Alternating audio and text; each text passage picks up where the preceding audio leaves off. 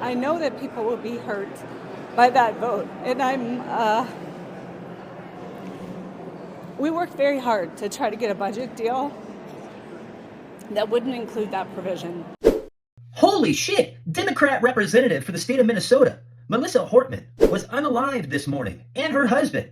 And this comes just hours after she agreed with the Republicans with taking away any kind of Medicare for illegal aliens. And it looks like she was pretty terrified.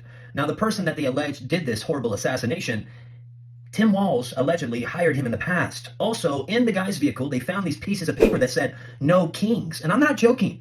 This is horrible, folks. And this sets a new precedent moving forward.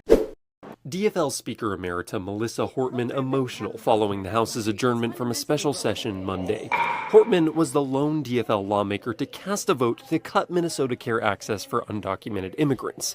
It's a move she made with a heavy heart. I did what leaders do. I stepped up and I got the job done for the people of Minnesota. The bill was deeply unpopular with members of the DFL caucus. Members have repeatedly expressed frustration that the bill was part of a compromise, one that would ensure the necessary GOP votes to pass the rest of the state budget. We are tremendously disappointed and gut-wrenched at this decision. Hortman knows she let down her own caucus members with the vote.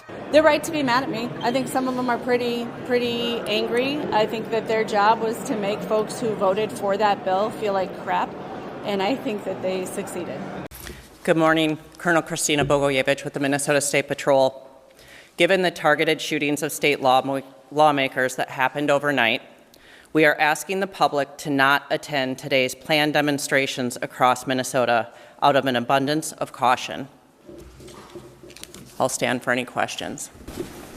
Are there reasons to believe that these events were also targeted by the person in the manifesto in the car? We don't have any direct links. However, there were some flyers that said "No Kings" within the suspect vehicle. And as we know, the planned events throughout the state of Minnesota today is a No Kings event.